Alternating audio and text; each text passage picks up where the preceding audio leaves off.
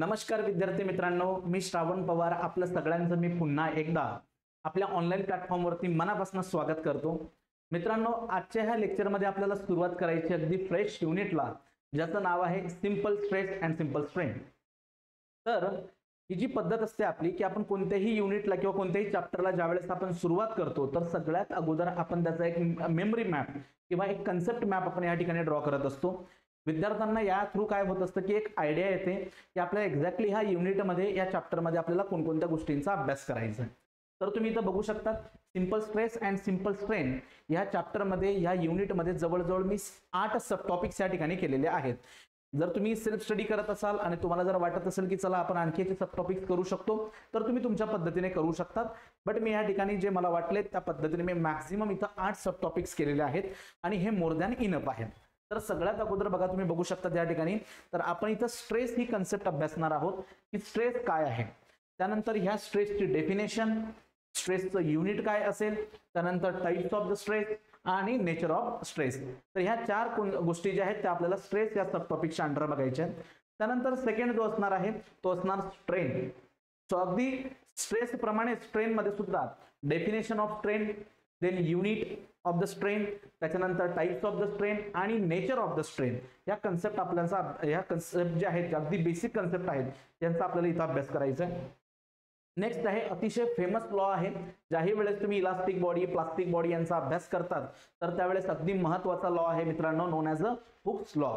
तो Hooke's law basically काय करत असतो आपल्याला तर स्ट्रेस आणि स्ट्रेन यांच्यातलं रिलेशन आपल्याला देत असतो। तर या हुक्स लॉचं स्टेटमेंट आपल्याला इथं समजून घ्यायचंय। हा झाला आपला थर्ड सब टॉपिक किंवा 3 नंबरचा सब टॉपिक। त्याच्यानंतर बघायचं तर आपल्याला elastic constant.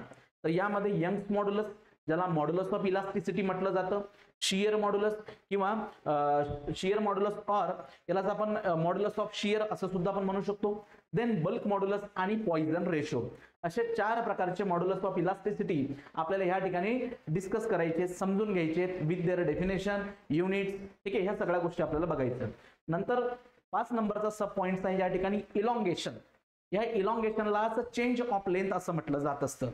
So different types of conditions आपण इथं बघणार आहोत आणि त्यामध्ये आपल्याला इलॉंगेशन, टोटल इलॉंगेशन आपल्याला फाइंड आउट करायला शिकायचं आहे। सो इलॉंगेशन या टॉपिक वरती most of the time numerical questions जे आहेत ते विचारले जात असतात।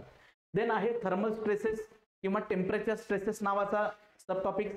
जेव्हाही एखादी इलास्टिक बॉडी आपण स्टडी करायला घेतो तर त्यावरती टेम्परेचरचा सुद्धा इफेक्ट होत असतो, त्याला आपण थर्मल इफेक्ट म्हणतो। मग तो एक्झॅक्टली इफेक्ट कसा होतो ते आपल्याला इथं बघायचंय। यानंतर आहे 7 नंबरचा मिसलिनियस टॉपिक्स। तर यांच्या व्यतिरिक्त आणखी काही छोटे छोटे टॉपिक्स असतात तर ते सुद्धा आपण इथं कव्हर करणार आहोत। आणि शेवटचा टॉपिक आहे प्रिव्हियस इयर क्वेश्चन्स। तर या टॉपिक वरती आतापर्यंत जे काही PYQ प्रिव्हियस इयर क्वेश्चन्स विचारलेत तर ते सुद्धा आपण ऍट द एंड घेणार आहोत। तर अशा पद्धतीने एक आपला मेमरी मॅप किंवा कन्सेप्ट मॅप असणार आहे। 1 बाय 1 आपण एक एक कन्सेप्ट या ठिकाणी कव्हर करत जाणार आहोत। तुम्ही विद्यार्थ्यांनी एकच गोष्ट करायची, ज्यावेळेस मी इथं कन्सेप्ट शिकवत असतो तर त्यावेळेस तुमचं पूर्ण फोकस जे आहे ते माझ्याकडे असू द्या। तुम्ही ते कन्सेप्ट समजण्याचा प्रयत्न करा। काही प्रश्न असतील तुमचे तर ते बाजूला लिहून ठेवत चला नोटबुकमध्ये। एकदा माझं पूर्ण एक्सप्लेन करून झाल्यानंतर मी बोर्डच्या जस्ट बाजूला निघतो आणि तुम्हाला लिहिण्यासाठी वेळ देतो, तर त्यावेळेस तुम्ही व्हिडिओला काय करायचं, पॉज करायचं आणि बोर्डवरचं सगळं कंटेंट तुमच्या नोटबुकमध्ये नोट्समध्ये लिहून ठेवायचं। ओके। आणि याच्या व्यतिरिक्त जर का तुम्हाला काही डाऊट्स वगैरे आलेच, एखादी कन्सेप्ट समजलीच नाही, काही प्रश्न तुमचे असतील जे तुमच्या ऑनलाईन लेक्चरमध्ये सॉल्व्ह होत नसतील तर त्यासाठी तुम्ही मला कॉन्टॅक्ट करून तुमचा डाऊट जो आहे तो क्लिअर करू शकता। ओके। तर आता आपण सुरुवात करूया अगदी सगळ्यात बेसिक कन्सेप्टला, ज्याचं नाव आहे स्ट्रेस। ओके। जनरली हा वर्ड आपण डेली लाईफ मध्ये सुद्धा यूज करत असतो की सपोज जर का आपण एखादा कोर्स करतोय, जर तुम्ही आता अकॅडमिकला आहात किंवा अकॅडमिक कंप्लीट झाल्यानंतर स्पर्धा परीक्षेला आहात तर त्यावेळेस जर एखाद्या एक्झामचं टाइम टेबल फक्त आलं तर लगेच आपल्याला स्ट्रेस येतो, म्हणजे आपल्याला अभ्यास करावा लागेल याची आपल्याला जाणीव होते। तर हा स्ट्रेस जो आहे तो वेगवेगळ्या सिच्युएशन मध्ये आपल्याला नेहमी येत असतो। मग हा स्ट्रेस एक्झॅक्टली काय आहे तर आपल्याला समजून घ्यायचं आहे with respect to the elastic body. चला मग आता आपण सुरुवात करूया। सो स्ट्रेस, आणि तुम्ही इथं स्ट्रेसची डेफिनेशन बघू शकता। आधी डेफिनेशन रीड करून घ्या, मग आपण त्याला बघूयात। So stress is defined as internal resisting force per unit cross sectional area of the body. अगदी महत्वाची ही डेफिनेशन आहे। खूपदा इंटरव्ह्यू मध्ये तुम्हाला विचारलं जात असतं की डिफाइन अ स्ट्रेस किंवा what is the difference between the stress and pressure. तर त्यावेळेस तुम्हाला सांगता आलं पाहिजे की stress is define as the internal resisting force per unit cross sectional area. या ठिकाणी दोन शब्द इथं खूप महत्वाचे, त्यांना मी हायलाइट करतो या ठिकाणी. बघा, एक तर internal resisting force, internal resisting force, okay, and then per unit cross sectional area. या दोघं गोष्टी आपल्याला इथं समजून घ्यायच्या की what is the internal resisting force आणि what is the cross sectional area, cross sectional area. ठीक आहे.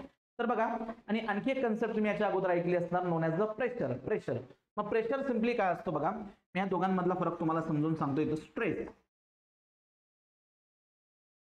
स्ट्रेस जे आहे याला आपण डिफाइन कसं केलंय, so it is define as the internal resisting force per unit. Per unit जेव्हा हा शब्द येतो तर त्यावेळेस बेसिकली हा एक रेशो असतो. काय असतो? रेशो असतो. त्याला मॅथमॅटिकली असं लिहिलं जातं, stress is the ratio of internal resisting force, internal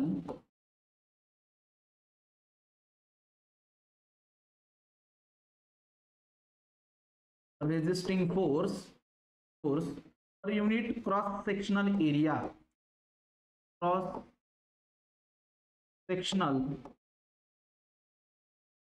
area. Okay, per unit cross sectional area.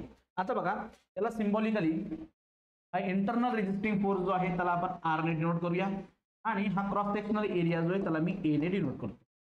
तर आपण कसं म्हणू शकतो याला, so stress is R divided by A. So internal resisting force divided by the cross sectional area. आणि जी second concept मी तुम्हाला इथं सांगतोय त्याला आपण म्हणतो प्रेशर. तर प्रेशर बघा मित्रांनो, so pressure it is equal to, it is just force applied per unit area. it is area, फक्त असेल एरिया. याला डिनोट करतात बघा फोर्स, तो पी ने मी डिनोट करतोय आणि एरिया ए ने. अशा, तो एक आहे प्रेशर आणि एक आहे स्ट्रेस. या दोघं क्वांटिटी ज्या आहेत मित्रांनो, ह्या दोघं फिजिकल क्वांटिटी ज्या आहेत त्या खूप महत्वाच्या आहेत. आतापर्यंत तुम्ही प्रेशर हा वर्ड 100% ऐकला असेल, बरोबर. पण हा प्रेशर जो आहे हा येत असतो due to the externally applied force. Externally जो काही तुम्ही अप्लाय करतात फोर्स, आणि ज्या एरियावरती तुम्ही अप्लाय करताय that area, so force divided by area known as the pressure. तर ही एक्सटर्नल फिजिकल क्वांटिटी आहे. Pressure is the external physical quantity. ही कोणत्या प्रकारची क्वांटिटी आहे? External, external, okay, physical quantity.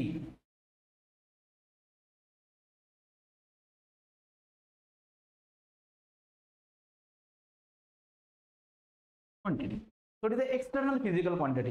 What about the stress? तुम्ही स्ट्रेसचे डेफिनेशन बघा. इथं इंटरनल रेझिस्टिंग, इंटरनल, तर मित्रांनो हा जो स्ट्रेस आहे इट इज इंटरनल.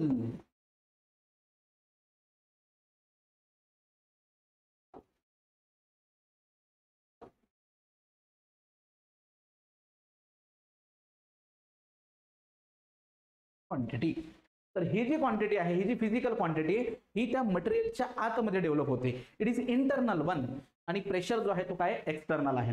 हे बेसिक डिफरन्स तुम्हाला इथं माहिती असू द्या. Pressure is the force applied per unit area आणि internal resisting force per unit cross sectional area is known as the stress. Stress is the internal physical quantity. मटेरियलच्या आतमध्ये stress develop होत असतो, आपल्या सुद्धा आतमध्ये स्ट्रेस डेव्हलप होत असतो, आणि प्रेशर नेहमी बाहेरून अप्लाय केला जात असतो. तुम्ही ऐकलं असणार एअर प्रेशर, हवेचा दाब, यालाच मराठीत आपण काय म्हणतो? दाब. ठीक आहे, हवेचा दाब. आता हवेचा जो दाब असतो किंवा एअरचं प्रेशर असतं हे बाहेरून पडत असतं, बरोबर का नाही, पृथ्वीवरती. सो एक्सटर्नली जे काही आपण अप्लाय करतो non as the pressure, but internally जे डेव्हलप होत असतं मटेरियलच्या आतमध्ये, ह्युमन बिईंगच्या आतमध्ये, it is known as the stress. त्याला काय म्हटलं जात असतं? स्ट्रेस. ठीक आहे, बट हा स्ट्रेस कशामुळे डेव्हलप होतोय मग? Again it is develop due to external action. Externally जर का एखादी ऍक्शन घडली, एक्सटर्नली जर का एखादा फोर्स अप्लाय झाला, तर त्यामुळे बॉडीच्या आतमध्ये काय डेव्हलप होत असतो? स्ट्रेस डेव्हलप होत असतो. हे तुम्ही लक्षात घ्या. तर सध्या हे डेफिनेशन राहू द्या. ठीक आहे, so internal resisting force per unit cross sectional area. आता बघा, मी आता या ठिकाणी तुम्हाला एक छोटंसं एक्झाम्पल देतो. एक रेक्टँग्युलर इलेमेंट मी इथं घेतो. ओके, हा एक रेक्टँग्युलर इलेमेंट मी या ठिकाणी घेतलेला आहे. ठीक आहे. आणि ह्या रेक्टँग्युलर इलेमेंटला मित्रांनो मी अशा पद्धतीने फोर्स अप्लाय करतो.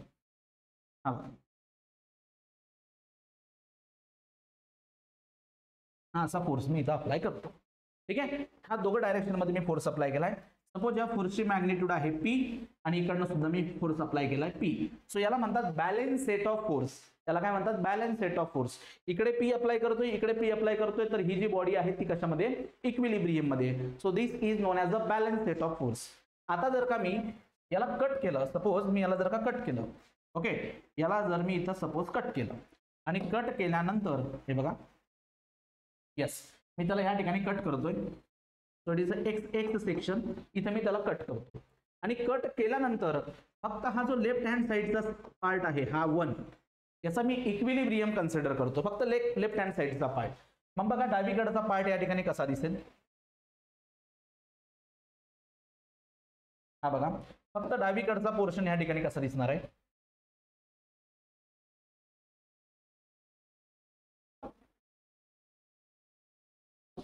हे बघा, हा झाला अप्लाइड फोर्स पी, जो मी इथं अप्लाय केलेला आहे. त्याच्यानंतर आपण इथं सेक्शनला काय केलेलं आहे, कट केलंय.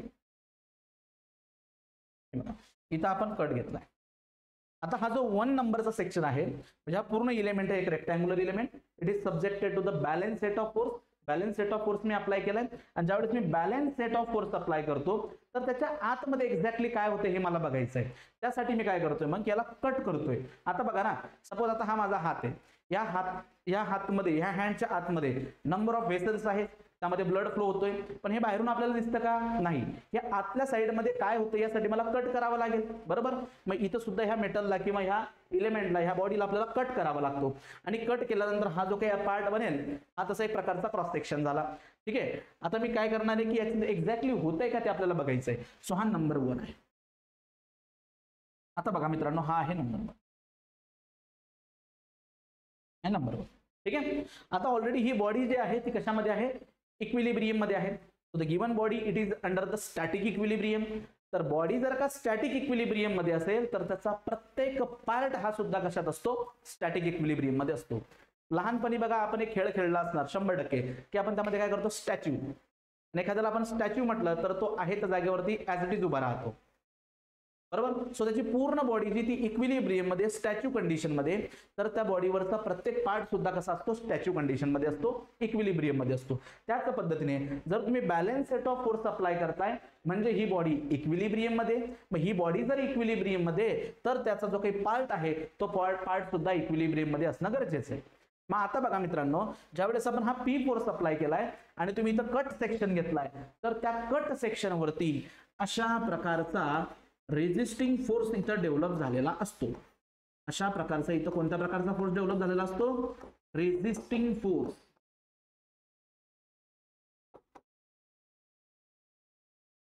Noted by R. कारण जर हा रेजिस्टिंग फोर्स जर इथं नसेल तर त्यावेळेस होणार काय मित्रांनो, हा पी फोर्स त्या बॉडीला डावीकडे घेऊन जाईल.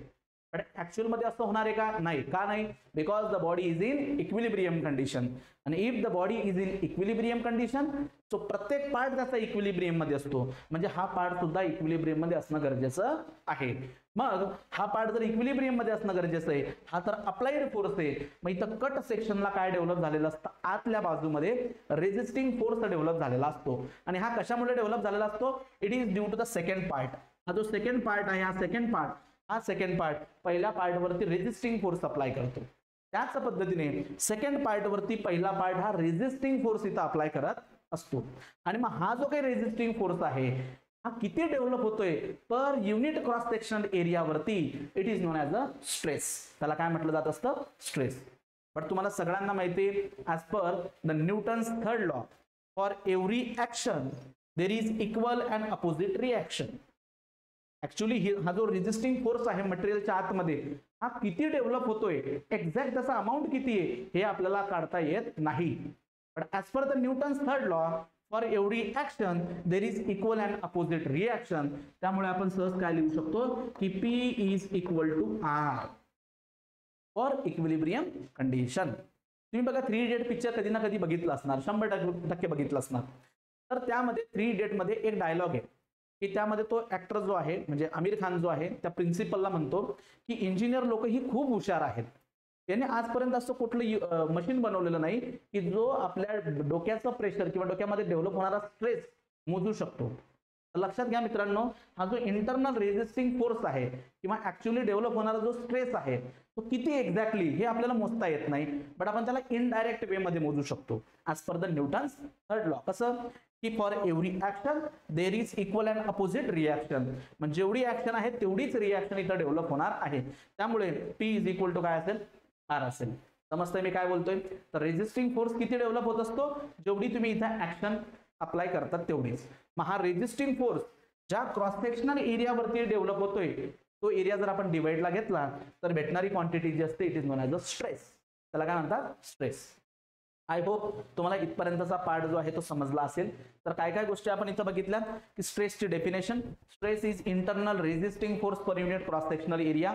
आणि हा इंटरनल रेजिस्टिंग फोर्स, रेजिस्ट करणारा फोर्स हा कधी डेव्हलप होतो, ज्यावेळेस ऍक्शन असेल. जर ऍक्शनच नसेल तर रिॲक्शन झिरो, हे तुम्ही लक्षात घ्या. मग इथं दोन प्रकारच्या गोष्टी आहेत, एक आहे स्ट्रेस, ही इंटरनल फिजिकल क्वांटिटी आहे, आणि एक आहे प्रेशर, ही काय आहे या ठिकाणी एक्सटर्नल फिजिकल क्वांटिटी. बऱ्याचदा काय होतं की जेव्हा मॉक इंटरव्ह्यू मध्ये किंवा एमपीएससीच्या इंटरव्ह्यू मध्ये प्रश्न जेव्हा विद्यार्थ्यांना विचारतात की डिफाइन स्ट्रेस, तर विद्यार्थी काय करतात, force per unit area.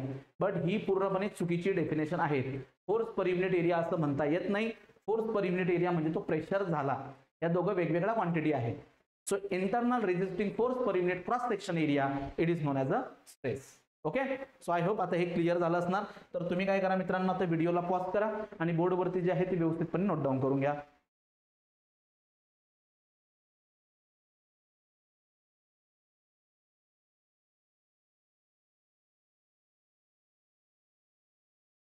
Okay, तर थोडंसं मी याला बॉक्स करून घ्या. So P is equal to R as per the Newton's third law. ठीक आहे, तर हे झालं स्ट्रेस. जाऊया पुढे. आता what is the unit of stress, हा एक महत्वाचा पॉइंट आहे, युनिट ऑफ स्ट्रेस. मग आता आपण स्ट्रेसला कसं डिफाइन केलं रे, हे बघा, stress it is equal to internal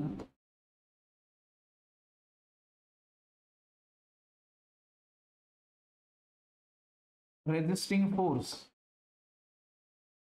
ज्याला आपण आर ने डिनोट करतो, बरोबर, divided bye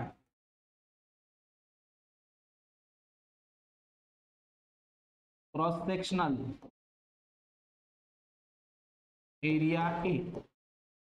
okay, internal resisting force divided by the cross sectional area. आपण याला जसं लिहू शकतो का, बघा एकदा चेक करा,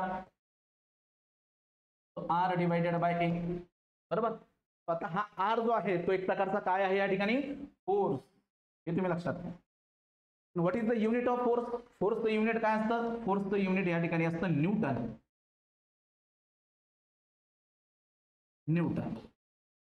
ओके, फोर्सचं युनिट काय असतं, एसआय युनिट फोर्सचं काय असणार, न्यूटन. आणि एरियाचं एसआय युनिट काय असणार मित्रांनो, मीटर स्क्वेअर. एरियाचं एसआय युनिट या ठिकाणी काय असणार, मीटर स्क्वेअर. तर ह्या ठिकाणी तुम्ही बघू शकता तर युनिट काय बनतं बघा, Newton per metre square.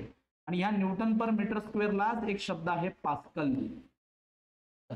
Okay, newton per metre square it is also known as what, तर हा जो पास्कल आहे मित्रांनो, it is SI unit of stress. हे कोणत्या प्रकारचं युनिट आहे, याला काय म्हणतात, एसआय युनिट. हे आहे SI unit. Why it is known as a SI unit, because लक्षात घ्या, फोर्सचं एसआय युनिट काय, न्यूटन. एरियाचं एसआय युनिट काय, metre square. So newton per metre square known as a pascal, हा काय झालाय, एसआय युनिट. ठीक आहे, याला काय म्हणायचं, एसआय युनिट ऑफ स्ट्रेस. खूपदा तुम्हाला विचारला जातं what is the SI unit of stress, so it is known as a newton per metre square, किंवा त्यालाच आपण काय म्हणतो, पास्कल. ठीक आहे, 1 पास्कल, हे झालं एसआय युनिट. आता याच्या व्यतिरिक्त आणखी काही महत्वाचे युनिट आहेत, त्यांना आपण डिराइव्ड युनिट म्हणतो, जे वारंवार तुम्हाला एक्झाम्पल सॉल्व्ह करण्यासाठी लागतील. आणि त्यातलं फर्स्ट डिराइव्ड युनिट आहे मित्रांनो, mega pascal. Mega pascal, MPa. MPa. So mega हे जे काही ॲब्रिव्हिएशन आहे हे कशासाठी आपण यूज करत असतो, 10 raised to the power 6. 10 raised to the power 6, तर याला असं लिहिता येते, हे बघा, 10 raised to the power 6 म्हणजे मेगा. आणि पास्कलला कसं लिहिणार आपण, Newton per metre square, Newton per metre square. So 10⁶ Newton per metre square. तर अशा पद्धतीने आपण लिहू शकतो मेगा पास्कलला. आता जेव्हा न्यूमेरिकल तुम्ही सॉल्व्ह करतात ना त्यावेळेस तुम्हाला इलॉंगेशन वगैरे विचारले जातात आणि इलॉंगेशन जे आहे ना ते खूप स्मॉल असतं रे, ते MM मध्ये असतं. तर त्यामुळे हे मेगा पास्कल सुद्धा तुम्हाला MM मध्ये कन्वर्ट करता आलं पाहिजे. मी सेपरेटली बाजूला कन्वर्ट करतो बघा. 10⁶ न्यूटन पर मीटर स्क्वेअर. बरोबर. आता बघा हा 10⁶ चा 10⁶ ॲज इट इज, न्यूटनचा न्यूटन पण ॲज इट इज. आता खाली जो मीटर स्क्वेअर आहे मला आता याला छोट्या युनिट मध्ये MM मध्ये कन्वर्ट करायचं. कशात, MM मध्ये. मग ते कसं कन्वर्ट होतं बघा. 10�3 mm. 1 मीटर म्हणजे किती, 10�3 mm. आणि याचा पॉवर किती मित्रांनो या ठिकाणी 2. लक्षात घ्या. 1 metre it is equal to 10�3 mm. So 10�3 mm raised to the power 2. मग आता याला सॉल्व्ह करा. 10�6 न्यूटनचा न्यूटन, 10�3 चा पॉवर 2 जर केला तर 10�6 mm स्क्वेअर. तर बघा 10�6 get cancel. What is remaining, Newton per mm square, Newton per mm square. बरोबर. तर यालाच आपण न्यूटन पर mm स्क्वेअर असं सुद्धा लिहित असतो, Newton per mm square. So हा मेगा पास्कल जो आहे mega pascal 10⁶ Newton per MM, Newton per metre square म्हणजे पास्कल किंवा न्यूटन पर MM स्क्वेअर असं सुद्धा आपण याला एक्सप्रेस करू शकतो. हे लक्षात घ्या. मग त्याला मी काय करतो या ठिकाणी आता हायलाइट करून ठेवतो. हे आपल्यासाठी गरजेचं आहे खूप. कारण जेव्हाही न्यूमेरिकल सोडवणार ना most of the time stress जो असतो, स्ट्रेस तो तुम्हाला मेगा पास्कल मध्ये दिलेला असतो. कशात असतो, MPa मध्ये एक्सप्रेस केलेला असतो. हे मोठं युनिट आहे पास्कल पेक्षा. कितीने मोठा आहे, 10⁶ ने मोठा आहे. पण इलॉंगेशन जनरली विचारतात ना तर ते MM मध्ये विचारतात इलॉंगेशन. मग ते MM मध्ये पण कन्वर्जन करता आलं पाहिजे. याच्यासोबत आणखी एक युनिट आहे नोन ॲज अ giga pascal, GPa, giga pascal, GPa. तर गीगा हे जे ॲब्रिव्हिएशन आहे कुणासाठी वापरलं जात असतं, 10⁹ 10⁹ power 9 पास्कल, 10⁹ पास्कल. किंवा यालाच मित्रांनो असे लिहितात. हे बघा 10⁹ आहे ना. आता मी याला लिहितो बघा 10⁶ मल्टिप्लाय बाय 10⁻³ बघा 10⁶ आणि 10⁻³ म्हणजेच काय 10⁹. आणि न्यूटन पर मीटर स्क्वेअर जो आहे, न्यूटन पर मीटर स्क्वेअर आपला, न्यूटन पर मीटर स्क्वेअर याला आपण कसं लिहितो रे, न्यूटनचा न्यूटन आणि खाली आपण लिहित असतो 10⁶ mm स्क्वेअर. हे बघा पुन्हा समजून घ्या. हे बघा लक्ष द्या. 10⁹ जो आहे मी याला कसं लिहिलंय 10⁶ × 10⁻³. ओके. न्यूटनचा न्यूटन तोही ओके. मीटर स्क्वेअरला लिहिलं जात असतं 10⁶ mm स्क्वेअर. मी तर दाखवतो बघा. 1 मीटर स्क्वेअरला आपण कसं लिहिलंय 10⁻³ mm स्क्वेअर, mm स्क्वेअर. 10⁻³ चा पॉवर 2 10⁻6 mm स्क्वेअर. मग आता याच्यामुळे काय होतं की हा 10⁻6 गेट कॅन्सल. 10⁻³ म्हणजे काय, 10⁻³ चा अर्थ होतो kilo. So it is kilo newton per mm square त्याला लिहिलं जातं. तो जो गीगा पास्कल आहे त्याला आपण अशा पद्धतीने एक्सप्रेस करू शकतो. कसं ते बघा. GPa it is equal to 10⁹ mega 10⁹ pascal. Okay. किंवा 10⁻³ मेगा पास्कल. मेगा पास्कल म्हणजे कसं न्यूटन पर mm स्क्वेअर किंवा kilo newton per mm square. एवढ्या पद्धतीने आपण ह्या गीगा पास्कलला एक्सप्रेस करू शकतो. आता हा गीगा पास्कल जो आहे ना हे लक्षात घ्या.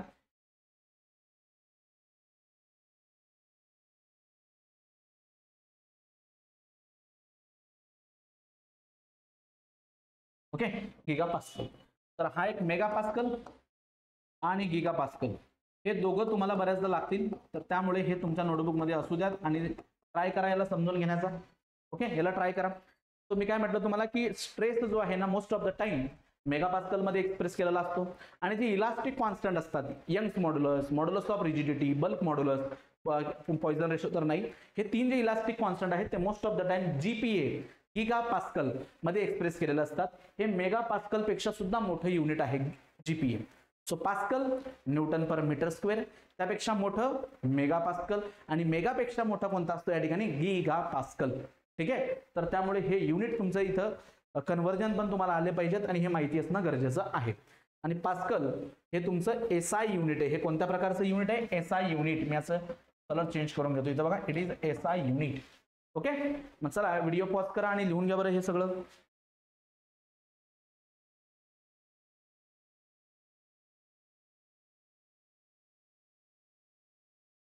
येस, आता जाऊया पुढे. तिसरा सब टॉपिक आपला टाइप्स ऑफ द स्ट्रेस. आता हे जे स्ट्रेस आहेत हे किती प्रकारचे स्ट्रेस आहेत? Type of the stress. तर टाइप ऑफ स्ट्रेस आहेत मित्रांनो बघा, नॉर्मल स्ट्रेस किंवा direct stress, shear stress, bending stress आणि shear stress due to the torsion. So 4 broad topic मध्ये मी ह्या ठिकाणी जसं त्याचे प्रकार केले किंवा टाइप्सला आपण इथं लिहिलेलं आहे 4 प्रकारे. पण हे स्ट्रेस समजून घेत असण्याच्या अगोदर किंवा स्ट्रेस आपल्याला समजायचे आहेत किंवा हे टाइप ऑफ स्ट्रेस जे आहेत ते आपल्याला समजून घ्यायचे आहेत, त्याच्या अगोदर तुम्हाला टाइप्स ऑफ लोडिंग माहिती असणं गरजेचं आहे. Types of loading. तर 1 बाय 1 मी तुम्हाला बघा टाइप्स ऑफ लोडिंग इथं सांगतो. Number 1,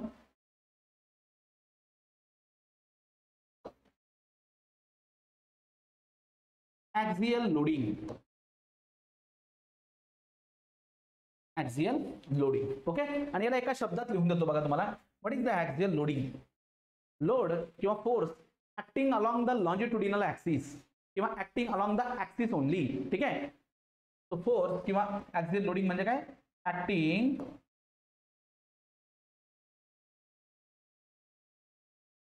along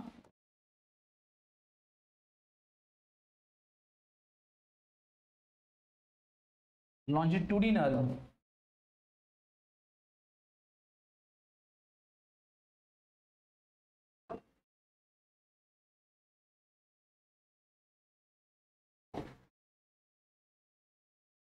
axis. So force, okay, force किंवा load acting along the longitudinal axis. What is the longitudinal axis? बघा लक्ष द्या. प्रश्न पडेल तुम्हाला की sir what is the longitudinal axis. आता बघा मी या ठिकाणी एक इलेमेंट घेतोय जो की रेक्टँग्युलर इलेमेंट आहे. हा हे रेक्टँग्युलर इलेमेंट आणि ह्या रेक्टँग्युलर इलेमेंटचा इथे मी एक ऍक्सिस तुम्हाला दाखवतो.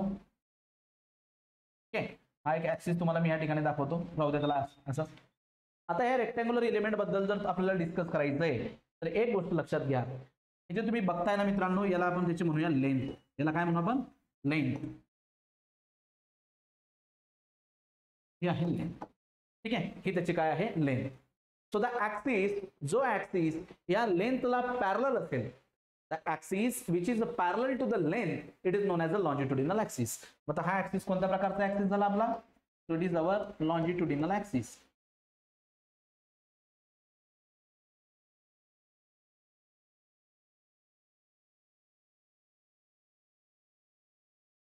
Axis, axis which is parallel to the length of the member. एखाद्या मेंबरच्या लेंथला पॅरलल जो ऍक्सिस असतो it is known as a longitudinal axis. Okay, हा झाला लॉन्जिट्युडिनल ऍक्सिस. आणि या ऍक्सिसला एकदा तुम्हाला लॉन्जिट्युडिनल ऍक्सिस माहिती झालं ना, मग या ऍक्सिसला जे परपेंडिक्युलर ऍक्सिस असतात त्यांना म्हणतात लॅटरल ऍक्सिस. त्यांना काय म्हणतात? लॅटरल ऍक्सिस किंवा transverse axis. Axis which are perpendicular to the longitudinal axis known as the lateral axis. ठीक आहे, आणि लॉन्जिट्युडिनल म्हणजे काय? लेंथला पॅरलल. मग आता आपण डेफिनेशन काय लिहिली आहे ऍक्सियल फोर्सची? What is the axial force? Force acting along the longitudinal axis. Acting along the longitudinal axis म्हणजे हा अशा प्रकारचा असतो. Along the longitudinal axis. Along the longitudinal axis. Longitudinal ऍक्सिसच्या along असतो. एक तर हा असा असेल, एकच मिनिट, एक तर हा असा असेल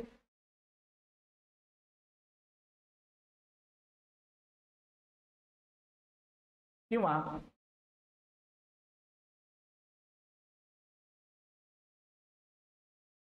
हा मेंबर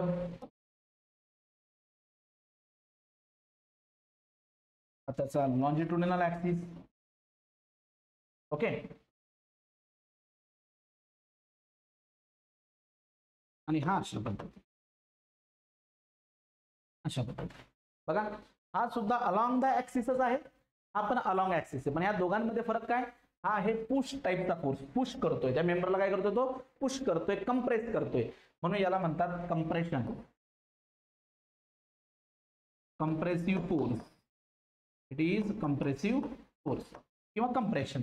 ठीक आहे. कंप्रेसिव्ह फोर्स, कंप्रेसिव्ह फोर्स मध्ये जनरली काय होत असतं की मेंबरची जी काही लेंथ आहे ही लेंथ रिड्यूस होत असते. आणि हा काय आहे मित्रांनो, टेन्शन. हा काय आहे, tension, pull type. So it is known as a tensile force. त्याला काय म्हणायचं, टेन्साईल फोर्स किंवा tension force, tensile force. Okay, त्यालाच म्हणतो आपण पुल. हा काय एक प्रकारचा पुश. ओके, तर पुश मध्ये काय होतं की लेंथ जी ती रिड्यूस होते आणि पुल मध्ये काय होतं की लेंथ जी ती इन्क्रीज होत असते. So it is a compressive force किंवा कंप्रेशन, आणि हा टेन्साईल फोर्स किंवा टेन्शन. कंप्रेशन फोर्स आणि टेन्शन फोर्स हे दोघं ह्या ठिकाणी कोणत्या प्रकारचे फोर्स आहेत, तो हे आहेत ऍक्सियल फोर्स. आणि what is the axial force, force acting along the axis, along the axis. कोणता axis, longitudinal axis. Longitudinal axis कुणाला म्हणायचं, the axis which is parallel to the length. लेंथला पॅरलल जो असेल it is known as a longitudinal axis, आणि या ऍक्सिसच्या along जो कोणता फोर्स असेल known as the axial force. हा ऍक्सियल फोर्स कंप्रेसिव्ह नेचरचा असू शकतो, पुश टाईप, किंवा टेन्शन नेचरचा असू शकतो, पुल टाईप. तर हे झालं मित्रांनो आपला पहिला प्रकारचा force non as the axial force. आणि या ऍक्सियल फोर्समुळे कोणत्या प्रकारचे स्ट्रेसेस डेव्हलप होतात, तो स्ट्रेसेस जे काही डेव्हलप होतात त्याला म्हणतात ऍक्सियल स्ट्रेसेस किंवा डायरेक्ट स्ट्रेसेस. त्याला काय म्हणतात, ऍक्सियल किंवा डायरेक्ट स्ट्रेसेस. त्यालाच आणखी एक नाव आहे normal stresses. So stresses develop due to the axial force, axial stresses. काय म्हणतात, ऍक्सियल स्ट्रेसेस. ठीक आहे. मग आता इकडे बघा पुढच्या पेजवर, लगेच पुढच्या पेजवर जाऊया आपण. इथे मी म्हटलंय नॉर्मल स्ट्रेस किंवा डायरेक्ट स्ट्रेस, नॉर्मल स्ट्रेस किंवा डायरेक्ट स्ट्रेस. तर हा प्रकार कोणाचा आहे, ऍक्सियलचा. बरोबर. मग आता याला डिनोट कसं करतात बघा. नॉर्मल स्ट्रेस किंवा डायरेक्ट स्ट्रेस जो असतो it is denoted with the letter sigma. सिग्माने याला डिनोट केलं जात असतं. आणि हा कधी डेव्हलप होत असतो, कशामुळे डेव्हलप होत असतो, it is develop due to the normal loading किंवा डायरेक्ट लोडिंग किंवा ऍक्सियल लोडिंग. बरोबर. मग ऍक्सियल लोडिंग काय देतं तुमच्या लक्षात आलं, load acting along the axis. तेव्हा तुम्हाला कोणत्या प्रकारचा स्ट्रेस बघायला मिळेल, डायरेक्ट किंवा नॉर्मल किंवा त्यालाच आपण काय म्हणतो, ऍक्सियल. आता याला नॉर्मल म्हणण्यामागे एक कारण वेगळं आहे. काय कारण आहे की बघा, नॉर्मल कधी यूज करायचा शब्द जनरली बघा, नॉर्मल का म्हणतात, when the force is acting perpendicular to the surface. आता हा आपला सरफेस आहे, हा आपला सरफेस आहे, आणि फोर्स त्याला कसा ऍक्ट होतोय, perpendicular. when the force acting perpendicular then there is a normal.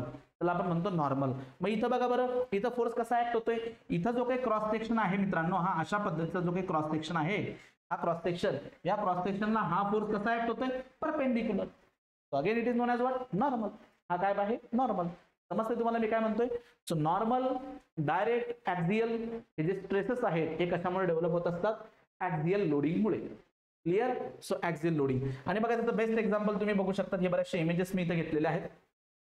जो सिलिंग फॅन असतो बघा, सिलिंग फॅन, तर सिलिंग फॅनचा जो रॉड असतो, रॉड, तर त्या रॉड मध्ये मित्रांनो कोणत्या प्रकारचा लोड इथे ऍक्ट होत असतो, ऍक्सियल. कशामुळे, कारण त्याच्या खाली जो फॅन आहे त्याचं सेल्फ वेट हे रॉडच्या बरोबर मधून ऍक्ट होत असतं. The self weight of the rod is acting, the self weight of the fan is acting along the rod, along the rod. So हे ऍक्सियल फोर्सचं एक एक्झाम्पल आहे. आणि यात जे स्ट्रेसेस डेव्हलप होतील ते कोणते असतील, ऍक्सियल स्ट्रेसेस. ओके. आता जाऊया आपण नेक्स्ट पेज वरती. त्याला मी कॉपी करून घेतो. आता बघा ऍक्सियल लोडिंग.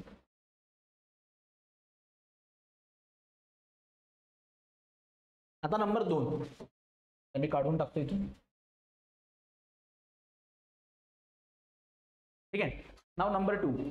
आता 2 नंबरचा जो फोर्स आहे त्याला म्हणतात शियर फोर्स. त्याला काय म्हणतात, shear force.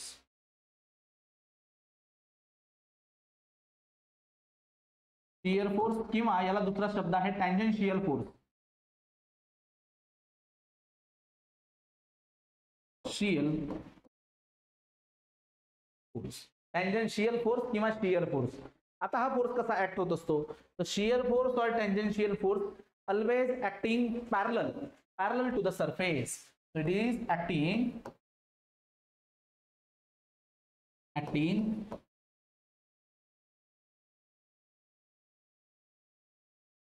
parallel to the surface. हा सरफेसला मित्रांनो या ठिकाणी कसा ऍक्ट झालेला असतो, पॅरलल.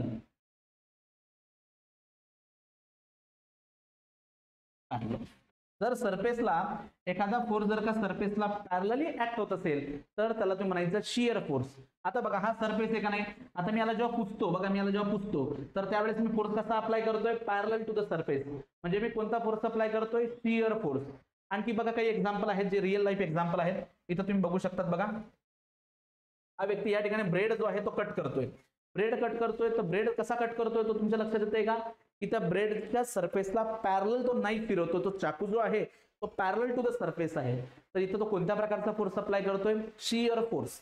तुम्ही कांदा कापला असेल, बटाटे कापले असतील किंवा एखादं कुकुंबर काकडी कापली असेल तर त्यावेळेस बघा आपण जो चाकू असतो आपल्या हातात, जो नाईफ असतो, तो कसा फिरवतो आपण, parallel to the surface. Parallel to the surface जेव्हा आपण फिरवत असतो त्यावेळेस आपण शियर ऍक्शन करत असतो, त्याला शियर फोर्स म्हणतो आपण. किंवा एखादी गोष्ट पुसणं, एखादं स्क्रीन तुम्ही पुसतात तर त्यावेळेस तुम्ही कोणता फोर्स अप्लाय करताय, शियर फोर्स. ठीक आहे. किंवा तुम्ही जनरली बघा एखादा फ्लोअर असेल, फ्लोअर जेव्हा आपण पुसत असतो तेव्हा वाईप जेव्हा आपण करतो तर तेव्हा सुद्धा आपण कोणत्या प्रकारचा फोर्स अप्लाय करतो, शियर फोर्स. तर हे दोन अर्थ लक्षात राहू द्या. नॉर्मल फोर्स म्हणजे काय, फोर्स अप्लाइड परपेंडिक्युलर. नॉर्मलचा अर्थ काय होतो, परपेंडिक्युलर, आणि शियरचा अर्थ काय होतो, पॅरलल. Okay, parallel. मग या शियर ऍक्शन मुळे आता फोर्स कोणता आहे, शियर फोर्स. तर स्ट्रेस कोणता डेव्हलप होणार, शियर स्ट्रेस. शियर फोर्स मुळे कोणता स्ट्रेस डेव्हलप होतो, शियर स्ट्रेस, किंवा त्याला म्हणतात टँजेन्शियल स्ट्रेस.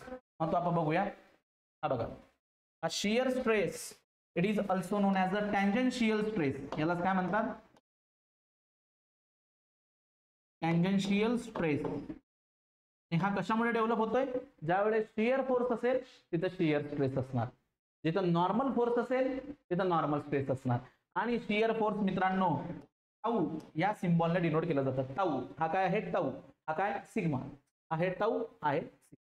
ओके, हे दोन कळले तुम्हाला, हे फक्त माहिती असू द्या, वन लाईन मध्ये लक्षात असू द्या. नॉर्मल स्ट्रेस किंवा direct stress develop due to, it is develop due to the normal force किंवा axial force. What is the normal force? Force perpendicular to the surface. What is the axial force? Force acting along the axis. Along the axis.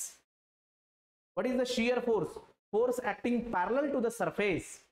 What is the shear stress? Stress due to shear force. किंवा tangential force. पुढचा आहे bending stress. आता bending stress हा कशामुळे येणार, साहजिक आहे, bending stress it is due to the bending force. हा बेंडिंग फोर्स काय प्रकार असतो ते तुम्हाला दाखवतो मी, एकच मिनिट. त्याला इथून मी काढून टाकतो, इथं फक्त हे एकच एक्झाम्पल राहू देऊ. ठीक आहे, नंतर या ठिकाणी हे एकच राहू देऊ, याला पण कॉपी करून घेऊ.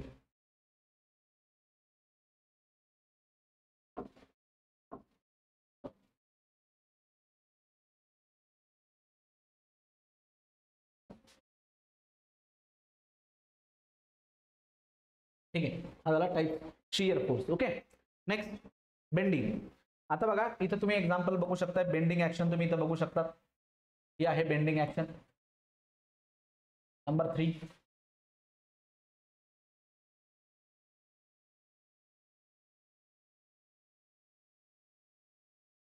Number 3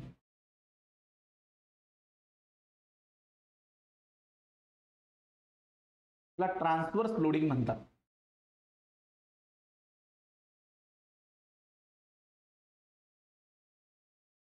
transverse loading. Okay, bending म्हणजेच काय, याला ट्रान्सवर्स वर्ड आहे, ट्रान्सवर्स लोडिंग. किंवा ऍक्शन जी आहे ती कोणती action, bending action. Bending action यासाठी आणखी एक वर्ड तुम्हाला नेहमी नेहमी आता ऐकायला भेटेल, non as the flexure. Flexure. मग तुम्ही इथं ऍक्शन बघू शकताय. हे बघा इथे ही जी सगळी नारळाची झाडं आहेत ही वाऱ्यामुळे काय होत आहे मित्रांनो, बेंड होताना तुम्ही बघताय. बघा बेंड होत आहे, ही ऍक्शन कशी होते ती बघा.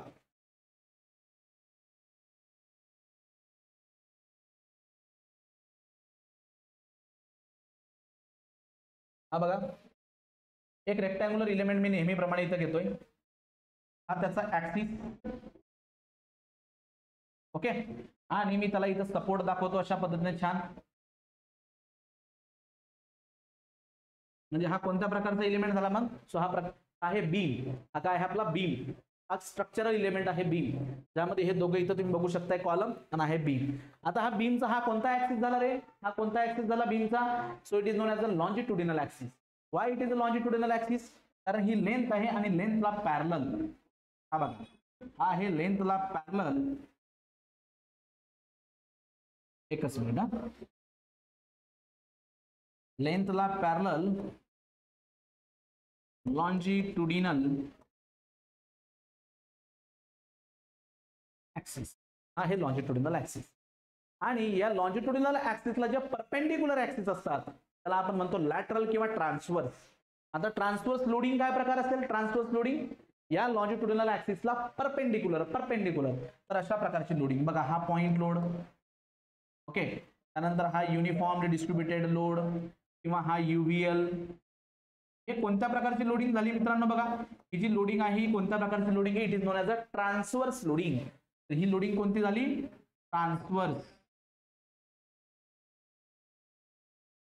Transverse loading. What is the transverse loading?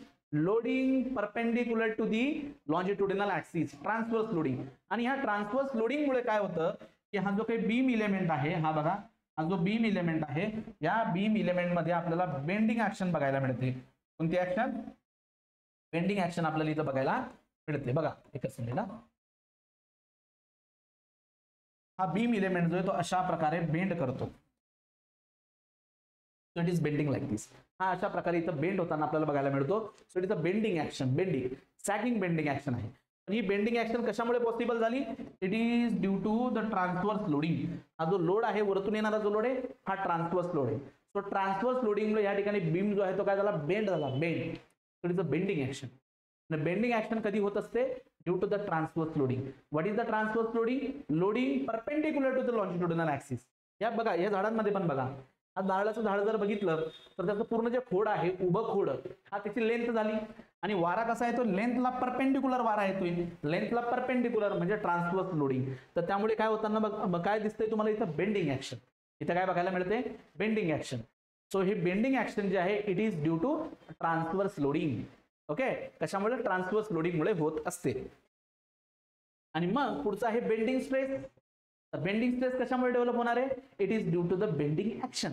Bending action कशामुळे होते? Due to the transverse loading. तर याच्यात पण मित्रांनो, ही जी बेंडिंग ऍक्शन होते ना, इथं दोन प्रकारचे स्ट्रेसेस डेव्हलप होतात. एक असतो normal stress due to bending, sigma due to bending. हा पण नॉर्मल आहे, हा पण नॉर्मल आहे.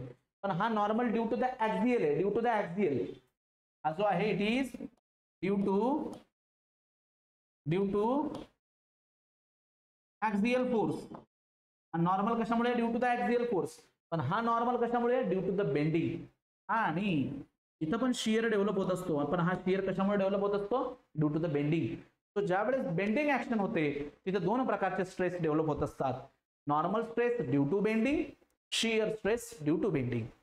हा नॉर्मल जो आहे हा कशामुळे? It is due to the axial loading. हा ऍक्सियल लोडिंग आहे. हा कशामुळे? Shear it is the force due to the parallel action. कोणती ऍक्शन? Parallel action. पॅरलल ऍक्शन मुळे तयार झालेला फोर्स. आता शेवटचा राहिला आपला shear stress due to the torsion. आता टॉर्शन ऍक्शन काय असते बघा? टॉर्शन, त्याला मी थोडस इथून कॉपी करतो आणि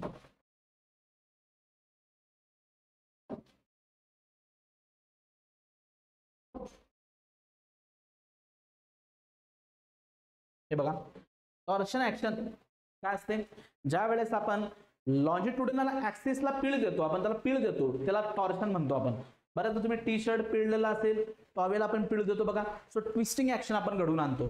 पण कधी when there is a moment of force about the length axis, longitudinal ऍक्सिसच्या अबाउट जर का आपण मोमेंट अप्लाय केला, then it is known as a torsion. आणि टॉर्शन मुळे जो फोर्स डेव्हलप होतो किंवा जो स्ट्रेस डेव्हलप होतो, it is known as a shear stress due to torsion.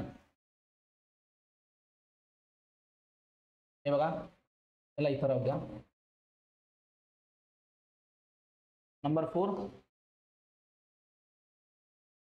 Torsion or twisting force.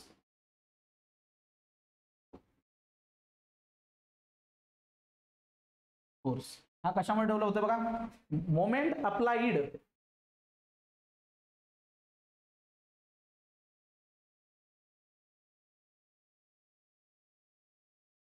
Applied about longitudinal axis. So moment applied about the longitudinal axis. आता बघा इकडे बघा,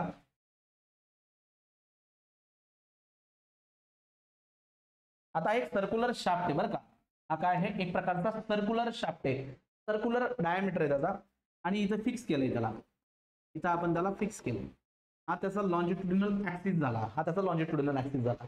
आता जर का आपण याला अशा प्रकारचा मोमेंट अप्लाय केला, अशा प्रकारचा फोर्स आपण अप्लाय केला, तर तिथे तुम्हाला पीळ बसताना बघायला मिळेल. पीळ, सपोज एखादा आपला बघा, एखादा मित्र आहे आणि तो काय करतो, आपला हात जो आहे काही भांडण झालं किंवा मजाक मध्ये आपला हात आहे त्याला असा पीळ देतो, बरोबर. असा पीळ जेव्हा आपण देतो तर इथं कोणत्या प्रकारची ऍक्शन होते, टॉर्शन किंवा ट्विस्टिंग. आणि हे कधी पॉसिबल झालं, हा जो longitudinal axis, length wise axis, त्याच्या अबाउट त्याने पीळ दिलं, म्हणजे काय, त्याच्या अबाउट मोमेंट अप्लाय केला. So moment applied about the longitudinal axis develop a torsion किंवा ट्विस्टिंग फोर्स. तो काय डेव्हलप करत असतो, ट्विस्टिंग फोर्स डेव्हलप करत असतो, आणि टॉर्शनला डिनोट करतात टी. ओके, इथं बघू शकता तुम्ही, बघा एखादा हा टॉवेल आहे, हा बघा हा टॉवेल आहे, याला आपण काय करतो, दोघं बाजून असं पीळ देतोय, तर ऍक्शन कोणती झाली, टॉर्शन. किंवा बघा आपण आपल्याकडे असणारी जी की आहे, जी चाबी आहे, त्याला आपण जेव्हा फिरवतो तर तेव्हा आपण ऍक्शन कोणती करतोय, टॉर्शन ऍक्शन. हे टॉर्शन प्रकारचा फोर्स आहे, आणि त्याच्यामुळे जो काही स्ट्रेस डेव्हलप होतो तो फक्त आणि फक्त शियर स्ट्रेस असतो. तो shear stress due to torsion याला डिनोट केलं जातं बघा, टाऊ, टाऊ सफिक्स एस या सिम्बॉलने याला डिनोट करतात. तर हे जर बघितलं ना तुम्ही, तर हे सेपरेट सेपरेट मित्रांनो युनिट आहेत, चॅप्टर आहेत. तर ह्या चॅप्टर मध्ये आपण फक्त आणि फक्त डिस्कस करणार आहोत हा पहिला प्रकार, हा पहिला प्रकार नॉर्मल स्ट्रेस किंवा डायरेक्ट स्ट्रेस. हा कशामुळे डेव्हलप होतोय, due to the axial loading. हा फक्त प्रकार आपण इथं सिंगल हा प्रकार आपण इथं डिस्कस करणार आहोत. शियर स्ट्रेस किंवा टँजेन्शियल स्ट्रेस हेही आपण इथं बघणार. त्याच्यानंतर बेंडिंग स्ट्रेस नावाचं तुमचं एक स्पेशल युनिट असणार आहे, चॅप्टर असणार आहे. टॉर्शन पण तुमचं एक स्पेशल युनिट किंवा स्पेशल चॅप्टर असणार आहे. पण याची एक थोडक्यात ओळख मी तुम्हाला इथं करून दिली की stress is the internal resisting force per unit area. त्याचं युनिट बघितलं आणि त्याचे टाइप्स ऑफ स्ट्रेस आपण बघितले. Normal stress, direct stress, it is due to the axial action. बरोबर, नॉर्मल शब्द जर आला तर तुमच्या डोळ्यासमोर लगेच आला पाहिजे. नॉर्मल म्हणजे काय, perpendicular to the surface. Axial म्हणजेच काय, along the longitudinal axis. Shear म्हणजे काय, parallel to the surface. Bending कशामुळे होते, transverse loading, perpendicular to the longitudinal axis. आणि टॉर्शन किंवा ट्विस्टिंग याला आपण म्हणतो, याच्यामुळे फक्त आणि फक्त शियर डेव्हलप होत असतो. आणि ट्विस्टिंग कशी होते, जो लेंथ वाईज ऍक्सिस असतो त्याच्या अबाउट आपण फोर्सला फिरवत असतो, मोमेंट अप्लाय करतो. तर असे 4 प्रकारचे फोर्सेस आहेत, 4 प्रकारचे स्ट्रेस डेव्हलप ते करत असतात. आणि याचं जे गुगलवरनं घेतलेली इमेज आहे इथं, ही इमेज पण तुमच्याकडे एक रेफरन्ससाठी राहू द्या. ठीक आहे, इथे हे 4ही प्रकार जे आहेत हे तुम्ही इथं बघू शकतात. हे 4ही प्रकार तुम्ही इथं बघू शकतात. Compression, tension. कंप्रेशन, टेन्शन म्हणजे ऍक्सियलचा प्रकार झाला. बेंडिंग तुम्हाला इथं बघायला मिळेल, टॉर्शन आणि शिअरिंग सुद्धा. तर हे सगळ्या प्रकारचे स्ट्रेसेस जे आहेत मित्रांनो, 1 बाय 1 आपल्याला शिकायचंय. पण या चॅप्टरमध्ये, या युनिटमध्ये आपण हे जे पहिले 2 आहेत यावरती फोकस करणार आहोत. आणि जेव्हा हे स्ट्रेसेस एखाद्या बॉडीवरती सोबत सोबत सायमल्टेनियसली जर का ऍक्ट होत असतील, सायमल्टेनियसली ऍक्ट होत असतील, तर त्याला म्हणतात कॉम्प्लेक्स स्ट्रेसेस. त्याला काय म्हणतात, कॉम्प्लेक्स स्ट्रेसेस. ते सुद्धा एक सेपरेट युनिट आहे. तर अशा पद्धतीने हे झाले टाइप. आता पुढे आणखी एक टॉपिक आहे, याचा सब टॉपिक की नेचर ऑफ स्ट्रेस. स्ट्रेस नेमकं स्केलर आहे, वेक्टर आहे की आणखी काही वेगळं आहे. तर मित्रांनो, stress is the tensor physical quantity. ही कोणत्या प्रकारची क्वांटिटी आहे, stress is, it is Tensor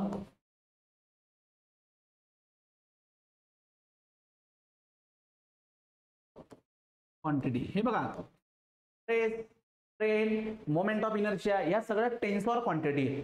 मग इथं प्रश्न पडेल की sir what is the tensor. Tensor means what, the quantity which can be express in the form of matrix form. त्याला मॅट्रिक्स फॉर्म मध्ये एक्सप्रेस करू शकतो आपण. किंवा the quantity which has a magnitude and many more dimensions, infinite dimension ज्याला असतील त्याला आपण काय म्हणत असतो, टेन्सॉर म्हणत असतो. हे बघा, स्केलर म्हणजे काय, the physical quantity which can be express with the help of magnitude only, फक्त मॅग्निट्यूड, त्याला आपण म्हणतो scalar. What is vector? Vector is the physical quantity, it has magnitude as well as one direction, direction पण असते त्याला. But scalar has magnitude and many more direction, infinite direction याला आपल्याला बघायला मिळतात. किंवा the quantity which can be express in matrix form is known as अ टेन्सर, त्याला काय म्हणतो आपण, टेन्सर क्वांटिटी. मग या स्ट्रेसला मॅट्रिक्स फॉर्म मध्ये कसं एक्सप्रेस करायचं त्याबद्दल आपण सेपरेटली डिस्कस करूया. पण आतापर्यंतचा हा पार्ट तुम्हाला लक्षात आला असेल तर आपण इथं थांबूयात. तर ही कोणत्या प्रकारची फिजिकल क्वांटिटी आहे? So it is a tensor physical quantity. Stress, strain, moment of inertia या सगळ्या टेन्सॉर आहेत. याला आपण मॅट्रिक्स फॉर्म मध्ये एक्सप्रेस करू शकतो. याला मॅग्निट्यूड असते आणि भरपूर सारे डायरेक्शन याला बघायला मिळतात, मेनी डायरेक्शन. तर आतापर्यंत आपण काय काय गोष्टी बघितल्यात बघा. हा मेमरी मॅप, त्याच्यानंतर स्ट्रेस आणि प्रेशर मधला फरक समजून घेतला, त्याच्यानंतर युनिट बघितलं आपण स्ट्रेसचं. ओके, नंतर ऍक्सियल लोडिंग काय प्रकार आहे, शियर किंवा टँजेन्शियल फोर्स, ट्रान्सवर्स लोडिंग, त्याच्यानंतर टॉर्शन किंवा ट्विस्टिंग फोर्स, हे फोर्सचे प्रकार आपण समजून घेतले आणि प्रत्येकामुळे डेव्हलप होणारे हे स्ट्रेसेसचे प्रकार. ठीक आहे, आणि त्याच्यानंतर स्ट्रेसचं nature. So it is a tensor physical quantity. ही स्केलर नाहीये, ही वेक्टर नाहीये, it is a tensor. It has magnitude and many direction, किंवा the quantity which can be express in matrix form known as a tensor physical quantity. तर I hope तुम्हाला stress ही concept पूर्णपणे इथं समजली असेल. भेटूया नेक्स्ट व्हिडिओ लेक्चरमध्ये. तोपर्यंत या गोष्टी व्यवस्थित नोट डाऊन करा, रिवाइज करा. काही डाऊट असतील तर नक्कीच तुम्ही कॉन्टॅक्ट करा. Thank you so much.